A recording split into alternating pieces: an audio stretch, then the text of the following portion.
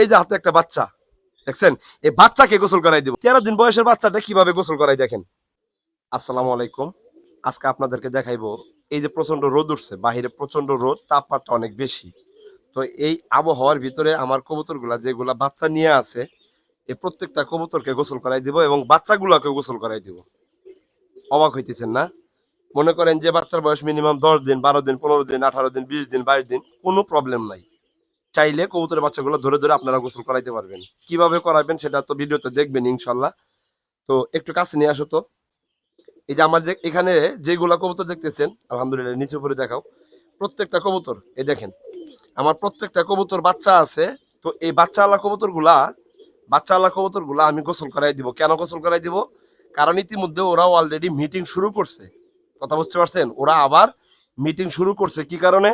পরবর্তী সময় ডিম দেওয়ার প্রস্তুতি গ্রহণ করতেছে। ঠিক এই মুহূর্তে ওদেরকে গোসল করাই দিলে, এই যে বাচ্চাগুলাকে যে ওরা খাওয়াইছে, খাওয়ানোর ফলে ওদের শরীরের অন্য একটা পরিবেশ তৈরি হয়ে গেছে না, আমি জাস্ট এই পরিবেশটাকে ব্রেক করাই দিব, মানে ভাঙ্গা দিব। গোসল করাই দিলে ওই পরিবেশটা ওরা ভাঙ্গা যাবে।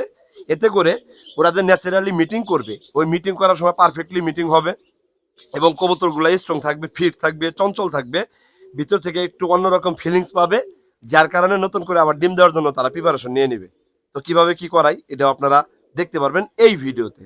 তো আমি আশা করব যারা কবুতরের ডিম পারবে, মনে করেন যে 5 দিন থেকে 7 দিনের মতো ডিম পারবে, এই 5 দিন আগে, 3 দিন আগে কবুতরগুলোকে চাইলে গোসল করাই দিবেন। তাইলে কি হবে জানেন? ওই কবুতরগুলো অন্যরকম একটা পরিবেশ পাবে। এনভায়রনমেন্ট যত বেশি ভালো, তত বেশি আপনার কবুতরের প্রোডাকশন।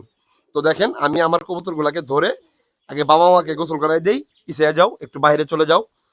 বাবা মা কবুতরকে গোসল করাই দেই এবং তারপরে বাচ্চা কবুতরগুলোকেও আমি গোসল করাই দিব। কথা কি ক্লিয়ার বুঝছেন? তো এই যে দেখেন বালতির ভিতরে যে আমি পানি নিছি, এই পানির ভিতরে আমার সদা সর্বদাই এই যে ইমসেন নামে যে জীবাণুনাশক পাউডারটা আছে, সেই পাউডারের দিয়া আমি গোসলটা করাই। কিভাবে করাই এই যে দেখেন, এর আগেও কিন্তু ভিডিও দেখছেন ভাই, দেখছেন? এই যে মাথাটা এবং মুখমণ্ডলটা এটা জানি পানির উপরে থাকে, তাইলে কি হবে জানেন? কবুতরটা নাক মুখ দিয়ে পানি যাবে না। আর পানি যদি না যায় তাহলে এই কবুতরটা আপনার আমার গোসল করাই দেওয়ার কারণে কখনো রোগে আক্রান্ত হবে না। দেখেন, শ্বাসনালীতে যদি পানি যায়, আমরাই যদি গোসল করি, অনেক সময় শ্বাসনালীতে পানি গেলে কি আমাদেরই কিন্তু ঠান্ডা লাগার সমস্যা হয়।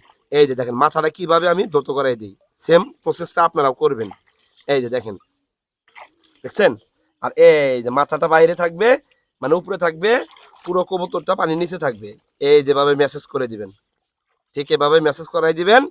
ইনশাল্লাহ আপনার কবুতরগুলা 100% ফিট থাকবে, সুস্থ থাকবে। এবং এই যে যে আমার কবুতরগুলা চঞ্চল, আমার কবুতরগুলা যে চঞ্চল এবং ফ্রেশ, এটার একমাত্র সিক্রেট হলো এই যে ইমসেন নামে পাউডার দ্বারা আমি কবুতরকে গোসল করাই, স্প্রে করাই দেই।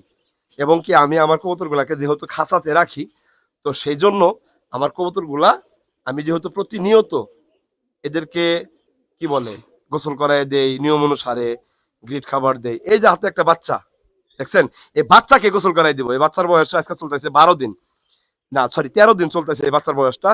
এই 13 দিন বয়সের বাচ্চাটা কিভাবে গোসল করাই দেখেন, দেখেন আপনারা।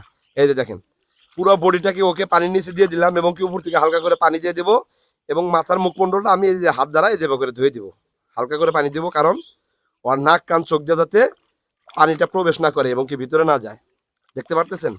এই যে সোনার চান পিতলা ঘুঘু গোসল করাই দিলাম। এই বাচ্চাগুলো অতি দ্রুত বাইরে উঠবে, অতি দ্রুত বাইরে উঠবে। আমি কিন্তু ভাই এটা আজকে ভিডিওতে দেখানোর জন্য কিন্তু এই ভিডিও করতেছি না, আমি প্রতিনিয়ত এই একই প্রসেসটা অনুসরণ করি। কথা ক্লিয়ার বুঝছেন? যে আজকে ভিডিও করতেছি আপনাদের দেখানোর জন্য, বিষয়টা এরকম না।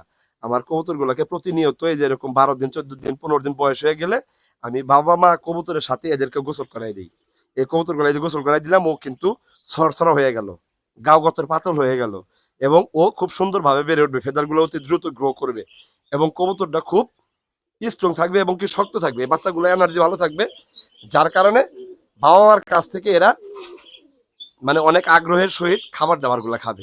তো আজকের ভিডিওটা কেমন লাগলো অবশ্যই কমেন্ট করবেন, আর নতুন ভিডিও পাওয়ার জন্য কমেন্ট করে যাবেন। আপনার কমেন্টের উপর মেসেজ করে আমি তাজুল ভাই ভিডিও নিয়ে আসবো ইনশাল্লাহ। সবাই ভালো থাকবেন, সবার জন্য শুভকামনা। আসসালামু আলাইকুম।